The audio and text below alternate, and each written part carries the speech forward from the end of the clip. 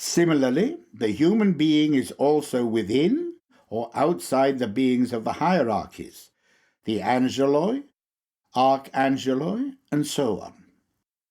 The higher the kingdoms, the more intensely does the human being feel bound to them after death. He feels as though they were bearing him, sustaining him with great power.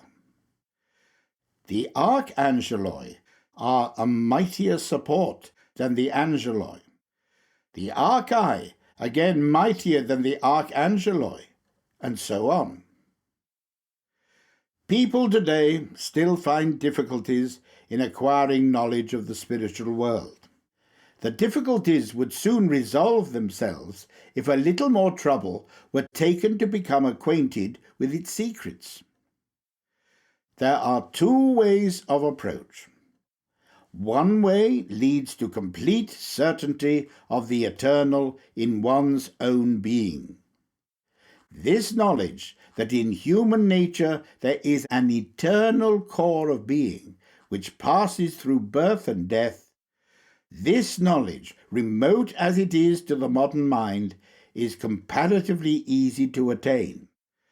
And it will certainly be attained by those who have enough perseverance along the path described in the book Knowledge of the Higher Worlds and in other writings.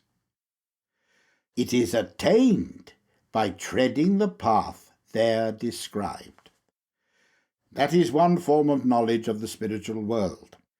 The other is what may be called direct communication with beings of the spiritual world, and we will now speak of the communication that is possible between those still living on earth and the so-called dead. Such communication is most certainly possible, but it presents greater difficulties than the first form of knowledge, which is easy to attain. Actual communication with an individual who has died is possible, but difficult, because it demands scrupulous vigilance on the part of the one who seeks to establish it. Control and discipline are necessary for this kind of intercourse with the spiritual world, because it is connected with a very significant law.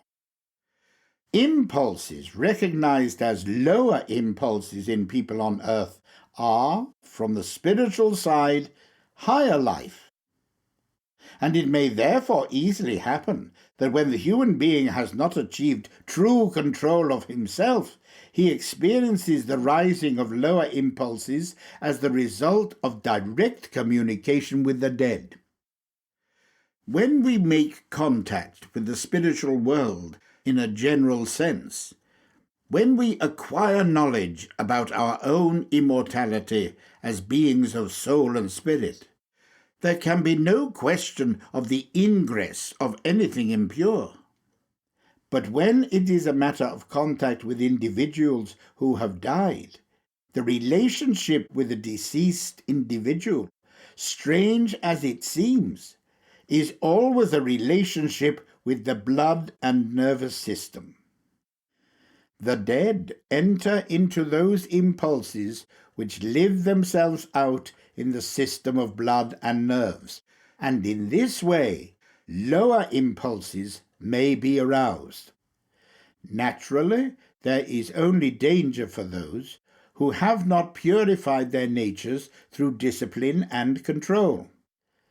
This must be said, for it is the reason why in the Old Testament it is forbidden to have communication with the dead. Such intercourse is not sinful when it happens in the right way. The methods of modern spiritualism must, of course, be avoided. When the intercourse is of a spiritual nature, it is not sinful. But when it is not accompanied by pure thoughts, it can easily lead to the stimulation of lower passions.